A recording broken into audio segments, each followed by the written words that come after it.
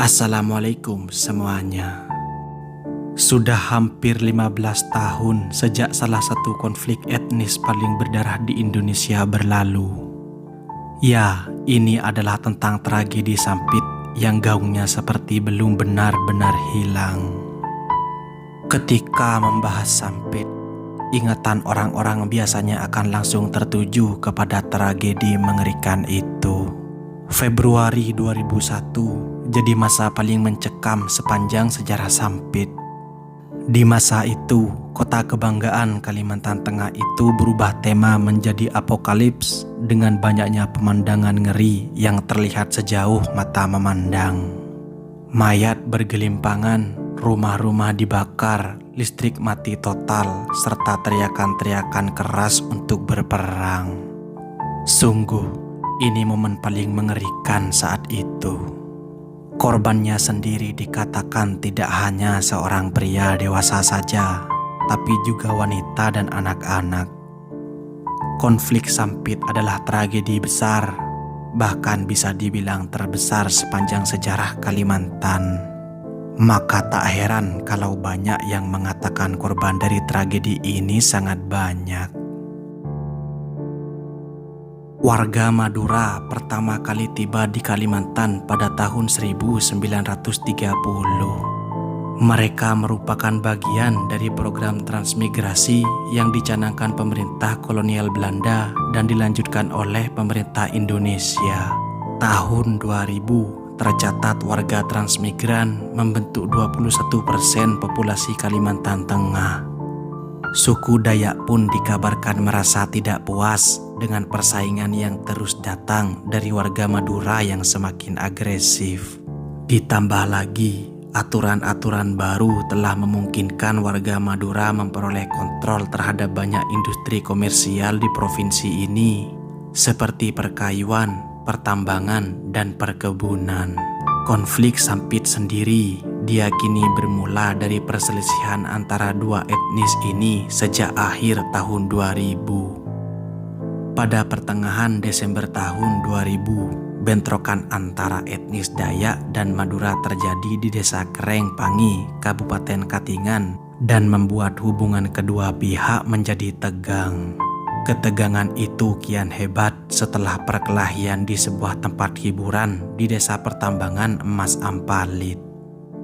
Seorang etnis Dayak tewas akibat beberapa luka bacokan dalam perkelahian itu.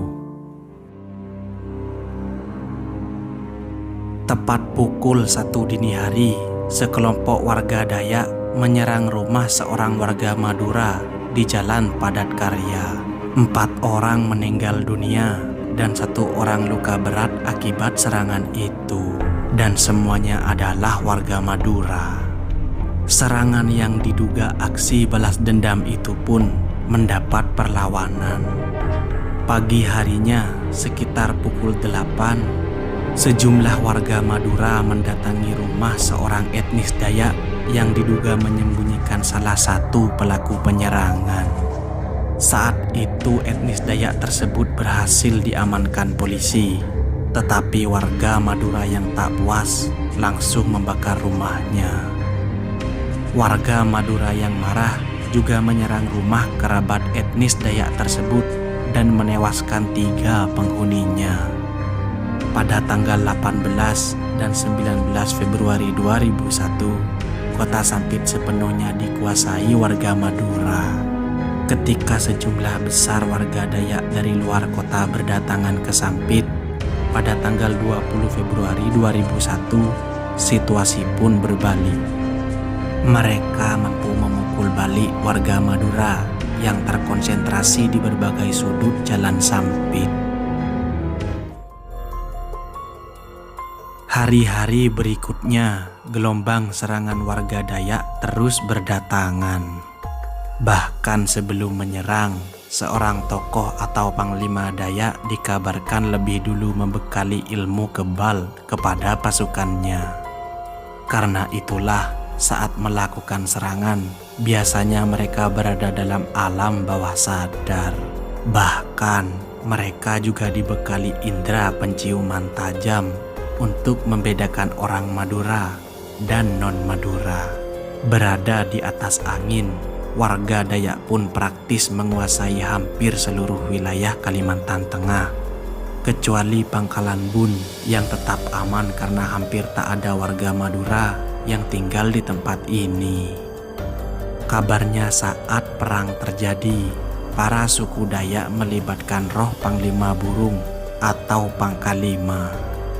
Panglima Burung sendiri adalah tokoh mitos legendaris yang dipercaya sebagai tokoh pelindung dan pemersatu suku Dayak.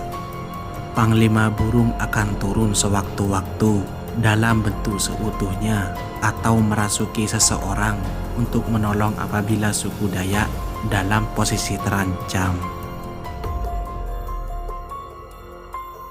Konon suku Dayak sendiri melakukan ritual perburuan kepala, sehingga dalam perang antara suku ini terdengar kabar bahwa warga Madura dihabisi dengan cara dipenggal kepalanya. Sedikitnya 100 warga Madura dipenggal kepalanya oleh suku Dayak selama konflik ini. Suku Dayak memang memiliki sejarah praktik ritual perburuan kepala atau ngayau. Meski praktik ini sudah dianggap musnah pada awal abad ke-20. Ngeri memang membayangkan situasi Sampit kala itu. Namun mungkin banyak juga yang merasa penasaran, terutama akan rumor yang mengatakan jika magisnya orang-orang Dayak benar-benar terjadi sangat nyata kala itu. Mulai dari mandau yang terbang sendiri dan mengincar kepala, sampai kemampuan mencium bau seseorang menjadi sisi lain konflik yang juga cukup sering jadi topik pembicaraan tentang tragedi Sampit. Tidak sampai 1 tahun setelah kerusuhan berakhir, warga Sampit dan Kalimantan Tengah langsung berbenah. Warga Madura pun kembali berdatangan ke Sampit untuk mencari penghidupan. Sejak saat itu, Sampit mengalami perkembangan dan kemajuan yang pesat, baik di bidang ekonomi maupun industri. Sampit kini dikenal dengan kota yang damai, sejahtera, dan keseharian penduduk yang rukun. Sampit tentu telah belajar dari kerusuhan Februari tahun 2001 bahwa kebencian antar warga sebangsa hanya akan memunculkan pihak yang kalah dan pihak tanpa pemenang. Terima kasih sudah menonton. Ciao, hasta luego.